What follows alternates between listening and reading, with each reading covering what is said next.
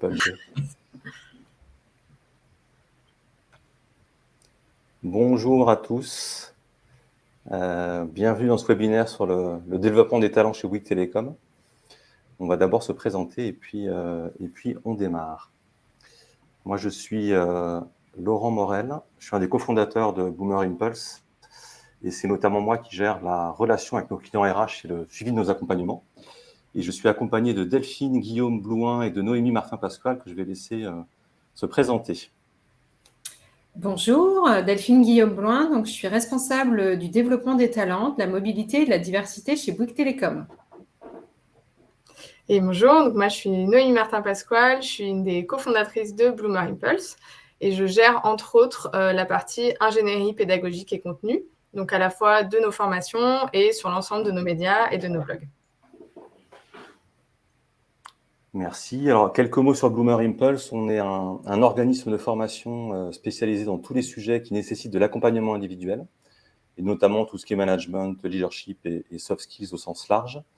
On accompagne dans la durée tout type de collaborateurs et notamment des talents, avec une pédagogie innovante qui consiste en des programmes en ligne qui sont rythmés par des séances individuelles avec des coachs et par des ateliers collectifs de partage entre pairs.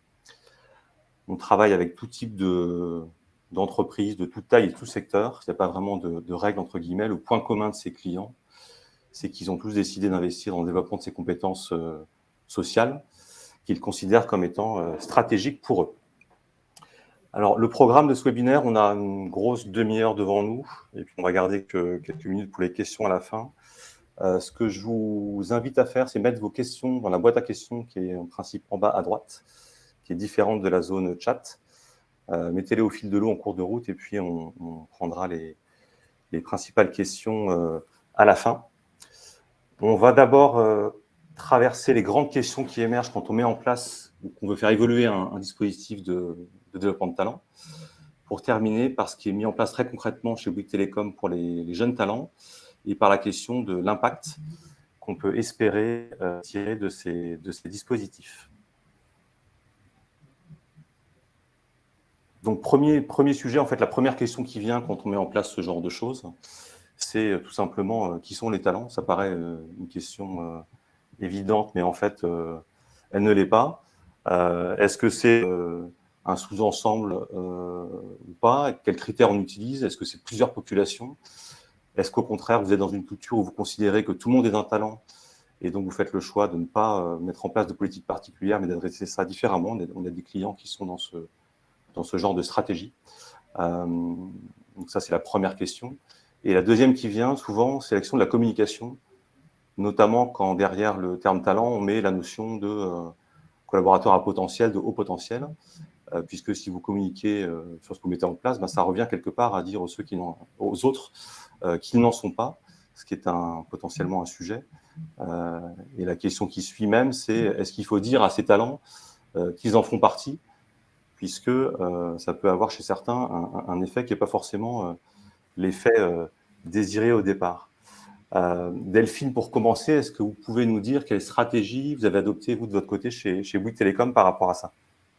Oui, bien sûr, Laurent. Alors, chez Bouygues Télécom, notre mission d'entreprise, c'est de faire grandir les relations humaines. Donc, c'est tout naturellement que notre attention se porte sur le développement professionnel, à la fois de nos collaboratrices et de nos collaborateurs, et ça, depuis plusieurs années.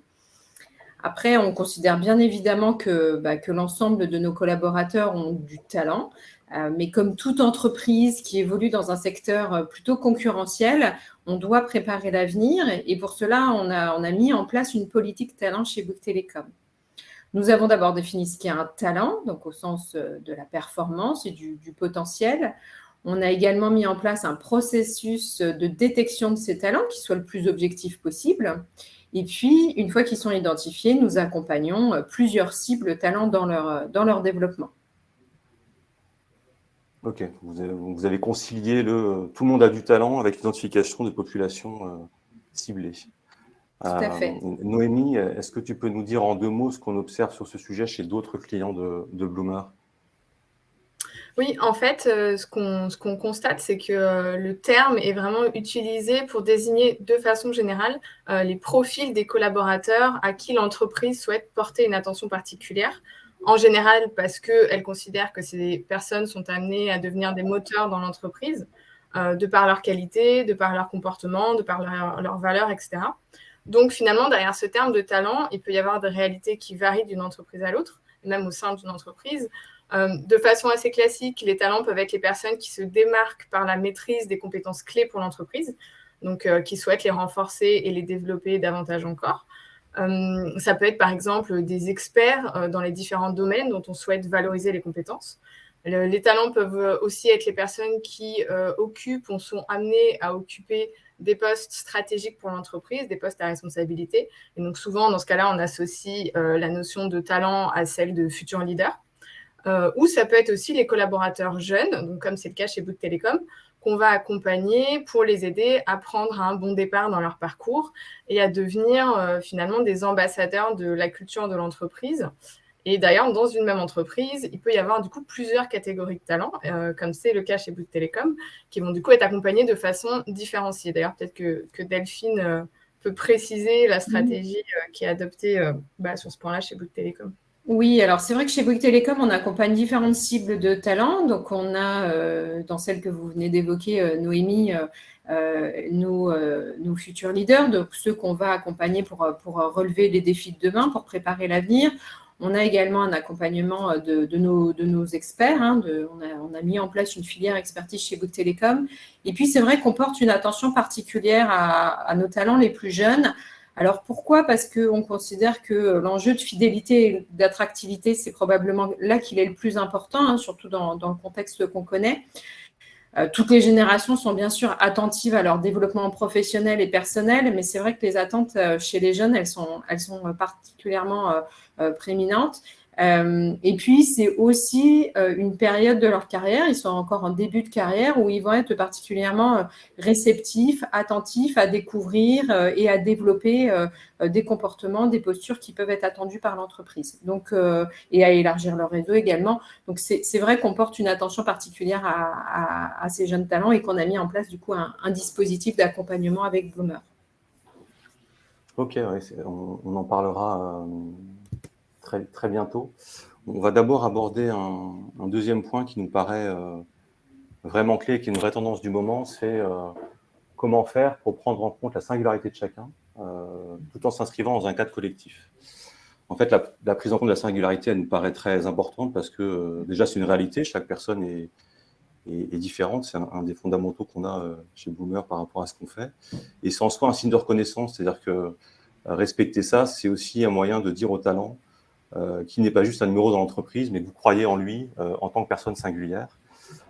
Cette singularité, elle est généralement prise en compte à deux niveaux. D'abord, dans le processus de détection. Alors, il y a différents process et outils qui sont possibles d'utiliser. On entend souvent parler de la 9-box ou la 9-box en français, qui est très utilisée. Mais il y a d'autres stratégies. On a des clients, par exemple, qui constituent des pools de talents qui sont le reflet de la politique diversité, ce qui est un autre type d'approche. Et le deuxième élément qui permet de prendre en compte cette singularité, c'est l'individualisation de ce que vous allez leur proposer, à la fois côté parcours, c'est un peu le pendant historique de ces politiques-là. C'est vrai qu'il y a de moins en moins de parcours types, et puis de plus en plus dans le fait d'individualiser les parcours de développement, les plans de développement. La majorité des dispositifs aujourd'hui sont encore très collectifs, voire 100% collectifs, mais il y a une tendance très forte vers plus d'individualisation dans l'accompagnement de ces talents, et c'est une tendance qu'on voit aussi à l'œuvre dans le monde de la formation. Donc ça, c'est un point important. Après, il ne reste pas moins que cette singularité n'a d'intérêt que si elle se passe dans un cadre collectif qui est celui de l'entreprise et qu'elle est donc mise au service des autres et du collectif. Individualiser, ça ne veut pas dire repli sur soi, introspection à outrance. Ça veut dire aussi, surtout, ouverture et sens du collectif. Donc, il nous semble important que ces plans de développement, ils soient d'une part bien rattachés avec le projet d'entreprise, sa culture, ses valeurs. Et là aussi, il y a différentes façons, manières de faire suivant le point dont vous partez, en fait. Et puis, deuxièmement, qu'ils soient inscrits dans une logique de développement de compétences sociales, relationnelles, on peut parler de soft skills au sens large, qui sont les compétences qu'on souhaite voir se développer dans l'entreprise, notamment au travers de ces talents. Noémie, sur la singularité, qu'est-ce que tu peux nous dire? Quel est ton avis là-dessus sur la prise en compte de cette singularité? Oui, dans le cadre de l'accompagnement des talents, il y a vraiment souvent une volonté double, c'est ce que tu as dit Laurent, à la fois de penser à un accompagnement du style parcours, c'est-à-dire qu'en fait, qui s'inscrit dans quelque chose de relativement cadré, d'un minimum standardisé, et à la fois de personnaliser autant que possible cet accompagnement pour coller aux besoins, aux attentes et aux ambitions de chaque personne accompagnée. Donc, comme tu as dit tout à l'heure, la valorisation de la singularité, elle est très importante parce qu'elle répond vraiment à une attente forte des collaborateurs, donc c'est un signe de reconnaissance, et aussi parce qu'elle est, selon nous, Bloomer Impulse, indispensable dans le développement des soft skills comme le leadership, les qualités relationnelles, l'intelligence émotionnelle, etc., parce que ce sont des compétences humaines qui s'appuient directement sur notre personnalité, sur nos modes de fonctionnement, sur nos aptitudes naturelles, et donc le développement des soft skills passe par une bonne compréhension des singularités et par une bonne connaissance de soi. Donc, on ne peut pas développer les soft skills de la même façon pour tout le monde. Il n'y a pas de recette miracle qui va fonctionner pour tout le monde. Et la personnalisation et l'individualisation permet vraiment un accompagnement en profondeur au développement des soft skills. Donc, au final, il s'agit vraiment de trouver un bon équilibre pour permettre aux talents d'aller puiser dans la singularité de leur potentiel, dans ce qu'ils ont d'unique, pour le mettre au service, comme tu disais, du projet collectif. Et cet enjeu, il est d'ailleurs au cœur de notre pédagogie et notre méthodologie, puisqu'on permet d'accompagner le développement personnel et individuel tout en visant un impact à l'échelle collective. Et c'est exactement l'intention qui est derrière ce qu'on a mis en place chez Bouygues Telecom.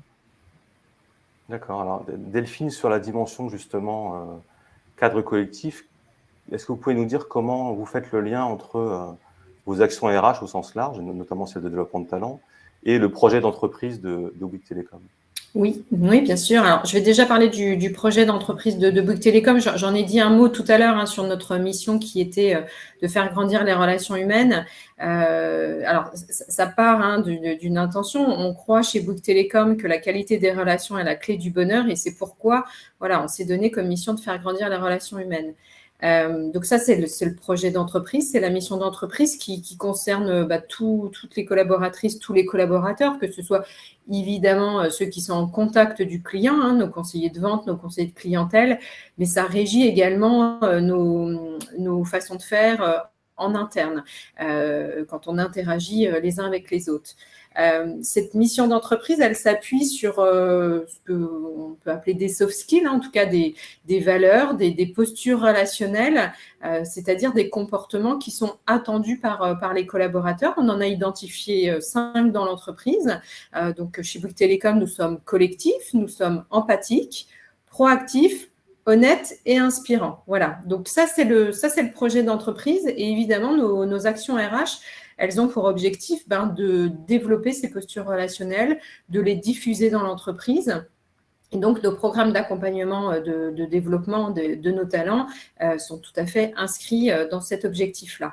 Alors, l'idée, c'est de trouver finalement le juste équilibre entre la diffusion de ces valeurs collectives et comment chacun des talents va se les approprier, comment il va les faire siens pour les mettre en œuvre au quotidien. Donc, c'est vraiment cette idée de juste équilibre qu'évoquait Noémie tout à l'heure qu'on essaye de mettre en place au travers de nos actions RH et de nos programmes talents particulièrement. D'accord, alors on va justement voir très concrètement ce que vous faites sur les jeunes talents. Puisqu'on a construit ensemble un dispositif qui mixe de l'individuel et du collectif. Je vais vous laisser vous parler de votre démarche avec Bloomer sur les jeunes talents. Tout à fait. Donc, on a développé avec Bloomer Impulse un parcours sur mesure, finalement, il y a de ça 2 ans. Un parcours qui va permettre d'accompagner, on est à notre 2e année, mais qui permet d'accompagner chaque année une vingtaine de collaborateurs. C'est un parcours qui débute par un lancement collectif, on parle souvent de kick-off, donc un lancement collectif avec l'ensemble des participants, pendant lequel on va présenter qu'est-ce qui attend nos participants. Alors, qu'est-ce qui les attend justement ? Déjà, ils ont accès à des programmes de développement personnel qui sont en distanciel, qui sont en ligne via une plateforme. Et cet accompagnement, il est combiné à de l'accompagnement individuel via un coach qui va leur être dédié. Et puis, il est ponctué également par des ateliers collectifs. Donc, vraiment, on couple à la fois l'individuel et le collectif à tous les moments du parcours. On a souhaité, pour rythmer le parcours, l'organiser en 2 saisons. Il y a une première saison qui est vraiment autour de la connaissance de soi, qui va vraiment être dédiée à cette thématique. C'est un parcours plutôt dédié à des talents les plus jeunes dans l'entreprise. Donc, on estime que c'est important qu'ils se développent d'abord sur la connaissance d'eux-mêmes. Et puis, il y a une deuxième saison où là, on va laisser le choix aux talents sur le programme qui va suivre. Alors, on a choisi trois types de thématiques et le talent a le choix parmi ces 3 thématiques: l'agilité relationnelle, l'audace, le développement de leur audace ou de l'identification de leur leadership personnel. Donc, ça fait 2 ans qu'on le met en place et on a remarqué que sur la première année, la réussite du parcours, elle était beaucoup liée à l'investissement que chacun des talents mettait dans le parcours. Et il n'est pas tout seul à le décider, cet investissement. Il est aussi dépendant du sponsoring qu'il peut avoir de son manager et de son interlocuteur RH. Et c'est pour ça que maintenant, dès le démarrage, en fait, on invite aussi managers et RH à se faire les sponsors de ce parcours et à accompagner leurs collaborateurs dans ce parcours. On a eu des retours très positifs suite à la première année. C'est vrai que les participants ont particulièrement apprécié les échanges avec leur coach, la qualité de l'accompagnement, des dispositifs, enfin des contenus du dispositif distanciel, et puis le fait de pouvoir choisir des thématiques. Et c'est bien cette alliance finalement entre théorie, exercice, collectif, individuel, qui va permettre de leur donner vraiment des clés assez concrètes et qui peuvent activer facilement dans leur quotidien et qu'en fait un parcours très très complet du coup. Oui, c'est vrai que c'est vraiment l'objectif de la méthodologie qu'on propose chez Bloomer Impulse, qui est de permettre aux personnes qu'on accompagne de développer certaines compétences humaines et de s'approprier certaines pratiques et valeurs d'une façon qui leur ressemble. Et le Bouygues Télécom, l'exemple chez Bouygues Télécom montre bien donc, les composantes de notre méthodologie. Donc, il y a 3 grands éléments. Le contenu pédagogique qui est orienté action. Donc, c'est nos programmes en ligne qui contiennent les supports pédagogiques, les exercices, etc. Les échanges individuels avec les coachs tout au long de l'apprentissage, puisque chaque personne est accompagnée par un coach dédié et que ces échanges-là vont permettre de personnaliser l'accompagnement et d'aller plus loin dans les apprentissages. Et puis, les temps collectifs que vous avez évoqués, donc les ateliers, les webinaires qui vont enrichir la formation, le partage d'expériences entre pairs et puis l'intelligence collective. Et c'est cette combinaison-là qui fait finalement la force de nos formations et qui se démarque d'autres formats existants.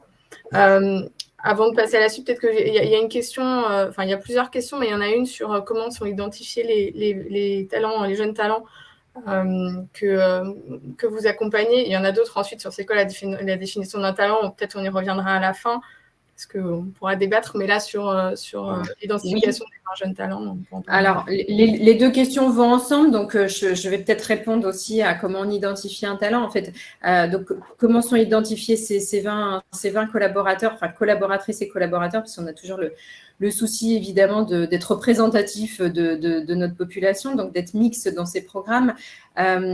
Justement, c'est comment on identifie les talents. Aujourd'hui, chez Bouygues Télécom, on a défini en fait qu'un talent, c'était quelqu'un qui avait un niveau de performance qui est très bon et qui avait un niveau de potentiel remarquable. Alors, ça veut dire quoi? Ça veut dire que sur la performance, c'est lié aux résultats. Chaque année, le manager fixe des objectifs à ses collaborateurs et l'évalue en fin d'année sur ses résultats. Et le deuxième aspect qui va permettre d'identifier un talent, c'est le potentiel. Et pour ça, on a constitué chez Bouygues Télécom une grille d'évaluation du potentiel où on a identifié qu'est-ce qu'on pouvait attendre d'un talent dans l'entreprise. C'était quoi être un talent chez Bouygues Télécom. Et cette grille d'évaluation du potentiel, elle est complétée par le manager qui fait l'évaluation, qui est le plus à même d'identifier en fait la performance et le potentiel de son collaborateur. Donc, c'est le croisement de la performance et du potentiel qui va permettre d'identifier les talents. Et pour ces 20 jeunes collaborateurs, effectivement, ce sont ceux qui ont déjà de l'expérience, un peu d'expérience dans l'entreprise, donc qui connaissent déjà un petit peu l'entreprise, qui parfois sont passés déjà par des programmes de mentoring pour connaître un petit peu les codes de l'entreprise et pour lesquels on a identifié que ce programme de connaissance de soi, de développement du potentiel, de l'audace ou de l'agilité relationnelle pouvait répondre à un de leurs besoins de développement identifiés par leur manager et leur interlocuteur RH. J'espère que ça répond à la question.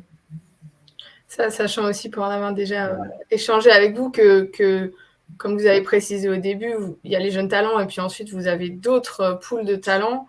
Et que donc les jeunes talents qui n'ont peut-être pas l'occasion d'être accompagnés dans cet accompagnement-là pourront bénéficier d'un autre accompagnement plus tard dans le cadre d'un autre pool de talents également. Tout à fait. Il faut savoir qu'on a à peu près, 200 collaborateurs qui sont identifiés comme jeunes talents. Donc, il y en a effectivement une vingtaine qui bénéficient du programme développé avec Bloomer Impulse. On a d'autres qui vont bénéficier de programmes de mentoring, que ce soit dans leur entité ou que ce soit plus largement au niveau du groupe Bouygues Télécom ou même du groupe Bouygues. On accompagne aussi parmi cette population de jeunes talents les managers au travers de formations. Donc, on a différents dispositifs d'accompagnement, effectivement, et ça n'est qu'une de nos cibles talents dans l'entreprise. Il y a pas mal de questions. Pardon, allez-y, Vinci. Non, je voulais simplement ajouter aussi que sur le fonctionnement, enfin sur ce dispositif, c'est aussi une réussite parce que on a vraiment co-construit le dispositif avec Bloomer et c'est aussi la qualité des relations qu'on a avec Noémie, avec Laurent, avec Virginie qui n'est pas présente aujourd'hui, mais qui fait que on a vraiment un dispositif sur mesure qui répond complètement et aux attentes évidemment de l'entreprise, mais surtout des besoins de nos collaborateurs accompagnés. Virginie, c'est celle qui répond du coup aux questions en direct. Je continue juste sur une ou deux questions parce qu'elles sont vraiment en lien avec ce que vous venez de dire, Delphine. Sur les critères d'évaluation du potentiel, donc il y a une question sur quels sont les critères à proprement parler, et puis il y en a une autre sur quid de l'évaluation du potentiel en dehors du scope connu par le manager direct. Alors oui, je ne sais pas si je pourrais répondre à toutes les questions, mais sur la première, on est vraiment reparti de la stratégie de Bouygues Télécom, quelles étaient les orientations stratégiques de l'entreprise pour définir ces critères d'évaluation du potentiel. On a 4 grands domaines d'évaluation qu'on a détaillés en expliquant finalement quels critères on attendait. Premier domaine, c'est l'orientation business. Chez Bouygues Télécom, la qualité de la relation client, de l'expérience client, elle est fondamentale. Donc ça va faire partie de l'orientation business. Deuxième grand domaine de critères d'évaluation du potentiel, c'est tout ce qui va être attaché à la dimension collective et à la transformation. Et aussi à tous ces sujets d'innovation. Quatrième critère, c'est vraiment autour des comportements et des valeurs. Je pense à l'éthique, notamment des comportements responsables socialement et environnementalement, pardon. Et puis, la dernière dimension, c'est autour de la connaissance de soi et finalement la gestion de sa relation avec les autres, de l'écologie de soi. Voilà, on a défini ces 4 grands domaines et après, pour chacun des grands domaines, les comportements attendus et le manager va identifier si c'est des comportements qui sont rarement mis en action jusqu'à très souvent mis en action. Donc ça, c'est vraiment à la main des managers. Après, ce qui dépasse le champ du manager, parce qu'effectivement, le manager n'a pas, je dirais, la toute puissance sur l'évaluation de son collaborateur, on a aussi un fonctionnement de feedback transverse, puisqu'on a beaucoup de collaborateurs qui sont dans des fonctions de gestion de projet, par exemple, transverse, et le manager a tout à fait la possibilité de solliciter un feedback d'autres personnes qui vont travailler avec le collaborateur qu'il est amené à évaluer. Donc, voilà. Je ne sais pas si ça répond aux questions. J'essaie d'être le plus exhaustif possible sur notre mode de fonctionnement. Si. Merci beaucoup. Moi, j'ajouterais une dernière chose sur la démarche. Et ce qui me paraît important aussi, c'est le fait d'être dans une logique de partenariat, d'amélioration continue. Vous avez dit que c'était fait sur mesure. Et en fait, nous, ce qu'on observe, c'est que chaque entreprise est différente. Vraiment, il y a autant de dispositifs qu'il y a de réalité, de culture, de contexte, d'histoire, etc. Et donc, c'est important de s'inscrire dans la durée pour progresser ensemble. Noémie, est-ce qu'il y a d'autres questions sur ce thème avant qu'on passe au dernier sujet qui était celui de l'impact? Oui, alors il y en a une qui est un peu associée, donc je vais y répondre rapidement, qui part plutôt sur nos formations en Bloomer. Impulse, est-ce qu'elles sont génériques et disponibles sur une plateforme ou ou sur l'étagère ou développées spécifiquement par nous. Donc, on développe toutes nos formations nous-mêmes. Elles sont toutes inédites Bloomer Impulse. Ensuite, on les adapte si besoin aux clients, donc en fonction du contexte des entreprises. Certains clients demandent une adaptation plus spécifique que d'autres. Certains clients prennent les formations telles qu'elles sont parce qu'elles leur conviennent.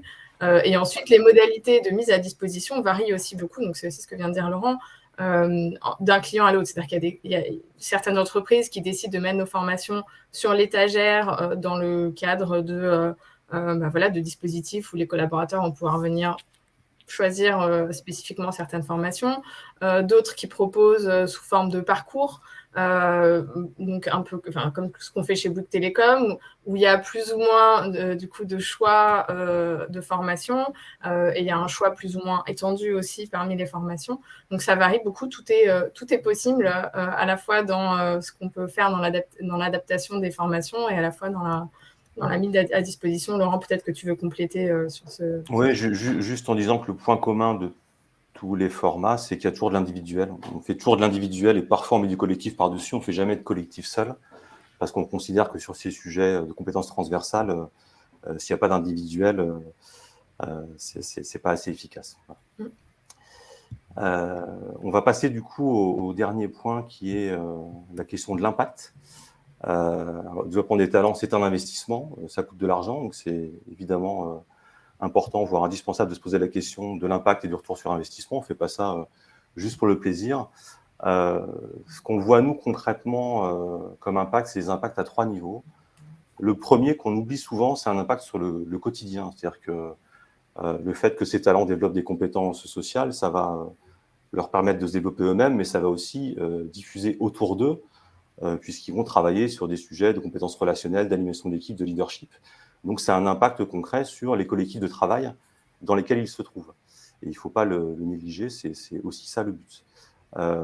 Deuxième impact sur les parcours. Pourquoi ? Parce qu'en fait, Delphine l'a dit, chez Bouygues Télécom notamment, il y a la connaissance de soi, et elle est souvent là pour des jeunes talents.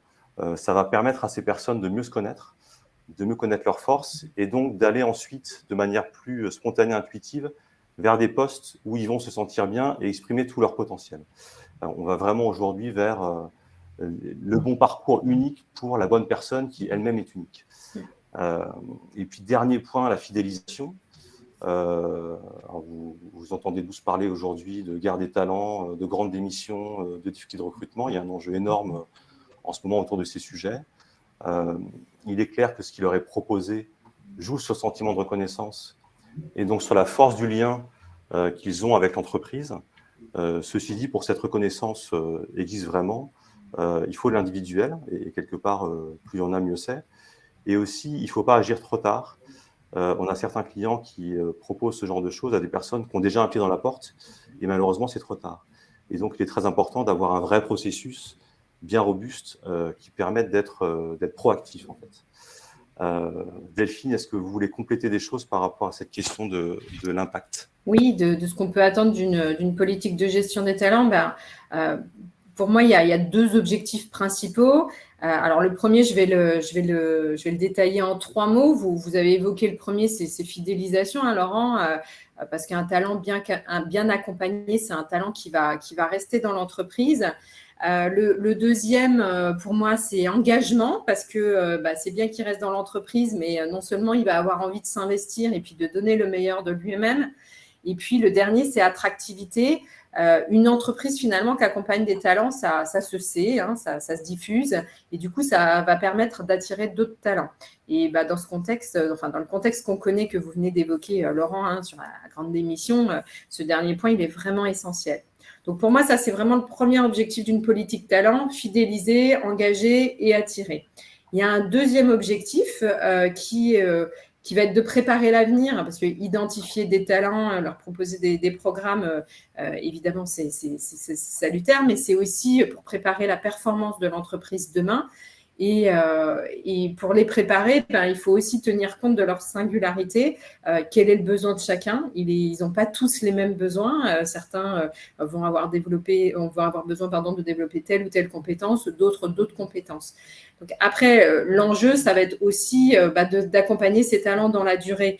Là, on a parlé de ce dispositif pour accompagner les jeunes talents. Ils sont en début de carrière. Maintenant, au-delà du dispositif qui dure 1 an, comment est-ce qu'on les accompagne? Comment on se construit avec chacune des parcours de développement qui répondent à leurs besoins. Donc ça, c'est un enjeu qui n'est pas évident à gérer.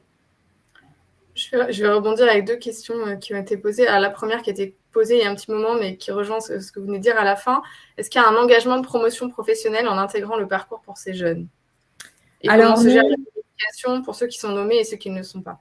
Alors, sur l'engagement de promotion, en fait, il n'y a pas d'engagement. Alors, c'est vrai que les 2 questions vont ensemble, c'est-à-dire que ces collaborateurs, ces collaboratrices, on les choisit par rapport au fait qu'ils ont été identifiés pour avoir du talent. Donc, on le leur dit. C'est vrai qu'on a eu, quand on a lancé le programme la première année, et même la deuxième, au début, il y a toujours une petite inquiétude chez ces talents qui nous disent, mais en fait, est-ce qu'il y a des choses que je ne fais pas bien? Est-ce que je suis cette formation? Est-ce que je suis dans ce programme parce qu'il me manque des choses ou parce que voilà, j'ai des lacunes? Donc, c'est vrai qu'on déjà, on fait un travail de communication et je dirais de rassurance au début pour leur dire que finalement, ce programme, c'est un cadeau, c'est un encouragement à aller plus loin et à continuer à développer leur potentiel, toujours dans cette idée de faire grandir, donc faire grandir les collaborateurs au travers de programmes de développement. Et après, effectivement, une fois que les talents sont rassurés là-dessus, ils peuvent déployer leur plein potentiel dans ces programmes. Par contre, on ne leur garantit pas en fait qu'ils vont avoir, je ne sais pas moi, une augmentation, une promotion à la sortie du programme, mais on observe quand même bien souvent que du coup, rassurés sur leur potentiel, rassurés sur leur capacité de développement et portés par cela, ils vont vraiment déployer leur potentiel et que ça aboutit souvent effectivement à des évolutions très positives dans l'entreprise. Oui, d'ailleurs, c'est vrai que la première année, ça n'avait pas forcément été prévu, enfin anticipé ou conscience que ça pouvait être perçu en fait comme une remise en question de leur capacité et non pas au contraire comme une reconnaissance de leur potentiel. Et c'était un peu un angle mort. Il y a une autre question qui concerne plutôt la mesure d'impact. Est-ce que vous avez des chiffres sur l'impact positif d'une politique talent, taux de rétention, turnover, satisfaction? Et moi, j'élargis un peu en disant, oui, est-ce qu'il y a des KPIs qui sont mis en place, des indicateurs qui sont suivis? Comment est-ce que vous, de votre côté, vous mesurez cet impact-là? Oui, alors il y a à la fois des KPI, enfin des chiffres, c'est-à-dire qu'effectivement, on va regarder le taux de rétention, on va regarder le turnover de ces populations de talents versus la population plus globale, donc ces jeunes talents qu'on accompagne, que ce soit au travers du dispositif mis en place avec Bloomer ou de programmes de mentoring ou autre, effectivement, on voit bien qu'on a un turnover qui est plus faible que sur le reste de la population de nos jeunes collaborateurs.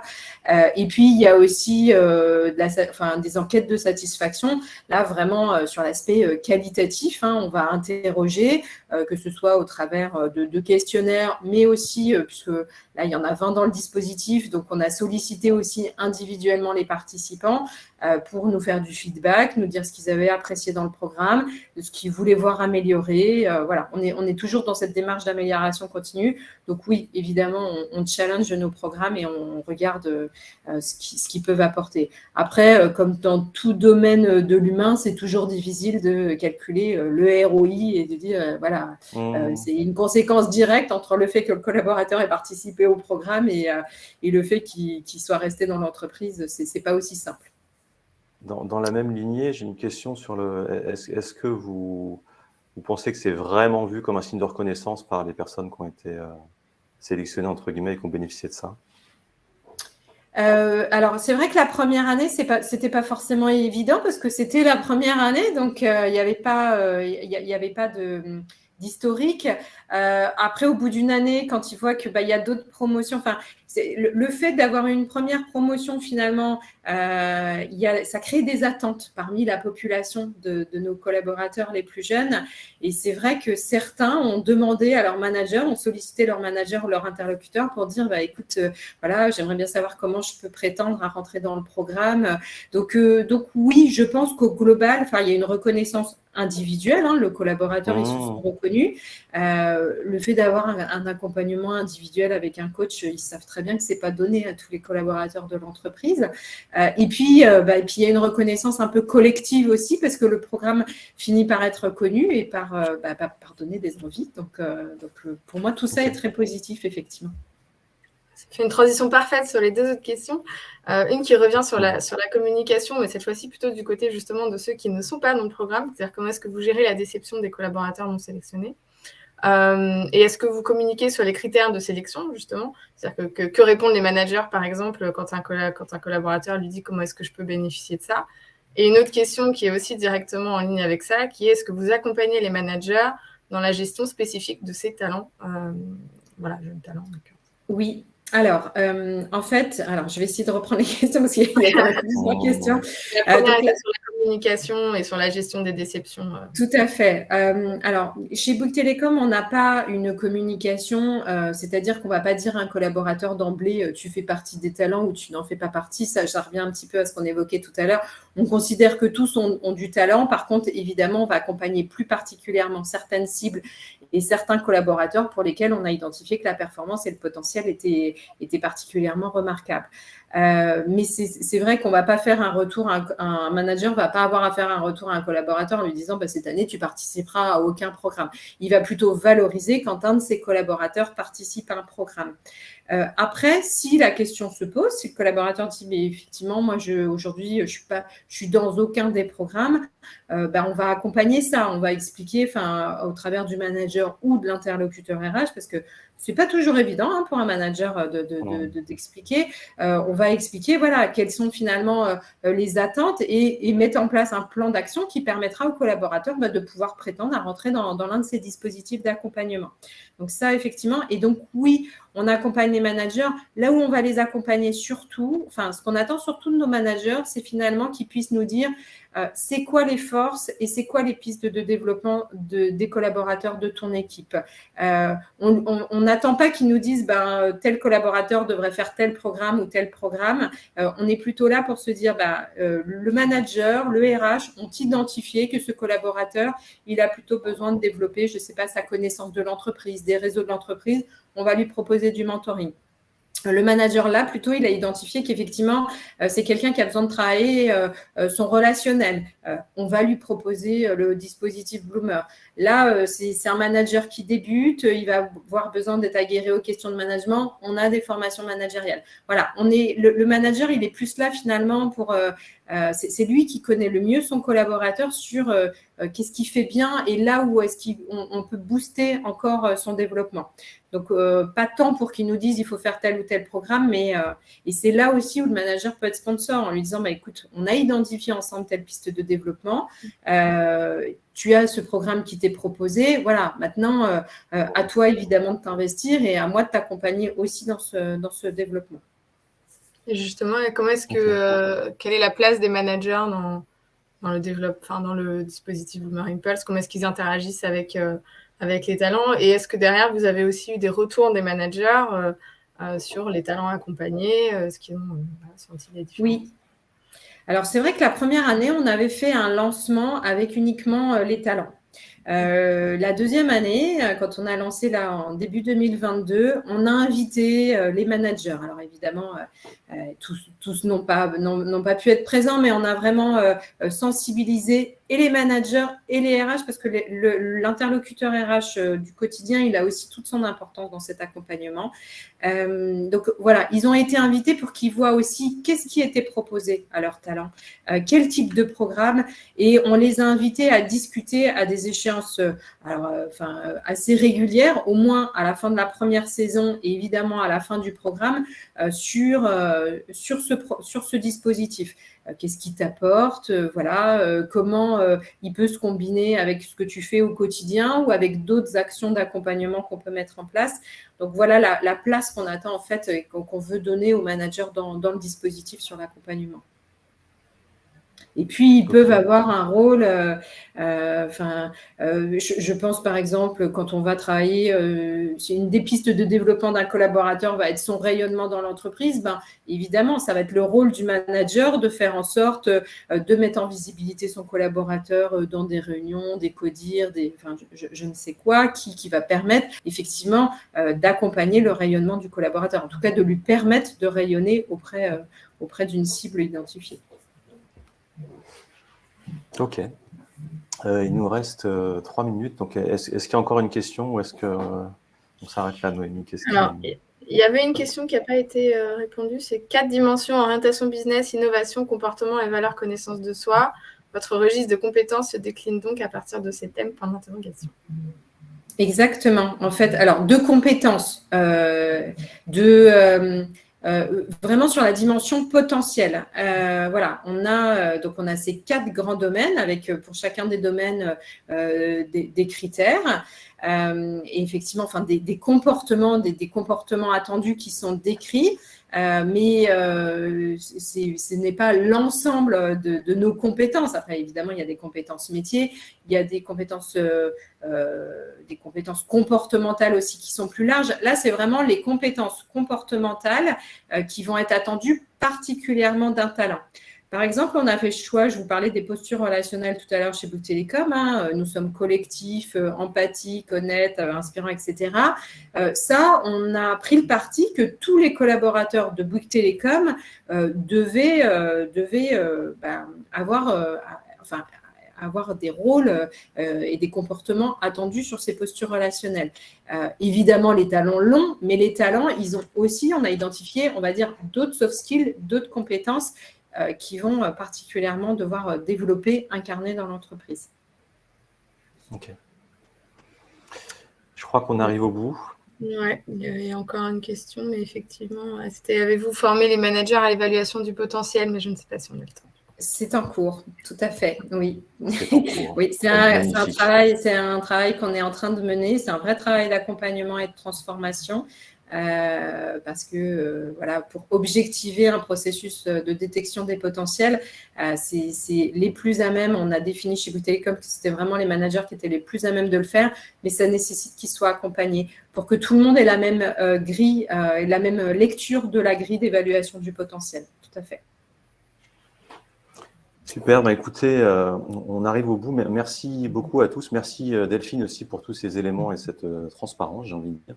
Oui. Toutes vos questions étaient très riches et c'est très, très chouette que ça se soit terminé avec toutes ces questions-là.